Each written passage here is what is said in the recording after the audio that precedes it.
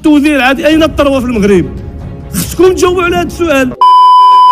الناس شاده البحر، شاده السما، شاده هذا، وبغينا كلنا نولوا موظفين عندهم ونشتغلوا عندهم. ما كنت كنتسنى رئيس الحكومه باش نقول له بحال عضو من المعارضه توحشناك وانت بحال بات المغاربه. با واحد الله يرحمه وبا الثاني الله ينصرو، وبات المغاربه كاملين هو جلاله الملك نصره الله. كنت كنتمنى يكون السيد رئيس الحكومه باش يسمعنا ونسمعوه، يسمع من خلالنا اش كيقولوا المغاربه، كما بغانا نتفهموا سياسته يتفهم حتى هو ما يعانيه المغاربه. اولويات حددناها كلنا جميع الاحزاب السياسيه: الصحه، التعليم والتشغيل. جات الازمه، انتم في الجزء الاول كوزاره الماليه نقدر نصنفوكم بعد السي عبد اللطيف الجواري احسن وزراء ماليه دازوا في تاريخ المغرب من بعد السي عبد اللطيف الجواري الله يطول ليه العمر. كاينه الازمه 4 ديال الازمات متتاليه، زدتوا 38 مليار مصاريف، نقصتوا 60 نقطه اساس من العجز، ما رفعتوش الميزانيه. ما عندنا ما نقولوا لكم. المشكل اللي واقع اليوم هو في تحديد الاولويات.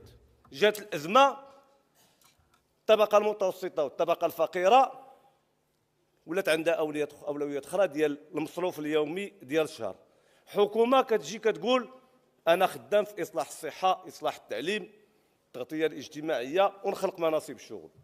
ولكن هذا المغربي باش نقنعوا بهذا الكلام، لانه ما كيعمرش تاريخ حكومه مغربيه دازت وقالت انا جيت نفسد الصحه ونفسد التعليم وندير البطاله. كلهم قالوا لهم هذه الهضره وكذبوا عليهم. الحكومه السابقه نهار جات ازمه البترول جاو هنا قالوا غنزيدوا عليكم 2 دراهم وصبروا معنا، وخرج الناطق الرسمي بشمول الحكومه قال لهم العام الجاي غتشدوا 1000 درهم في الشهر.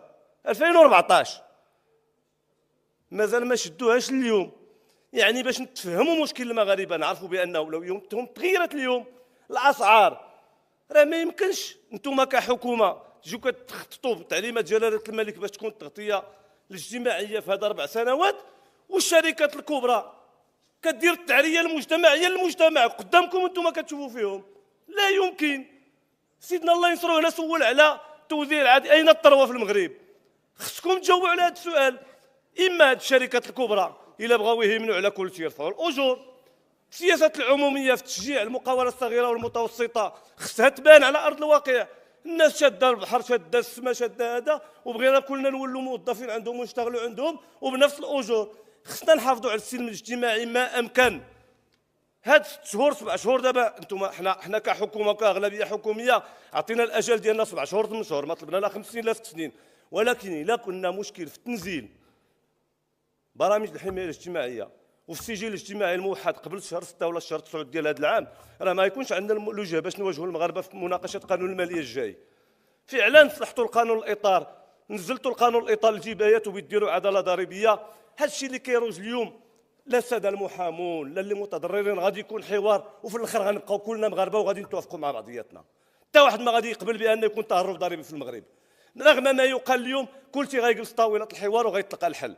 ولكن كي كنطالبكم كذلك باصلاح المؤسسات العموميه. 40 مليار كتمشي للمؤسسات العموميه السيده الوزيره، حتى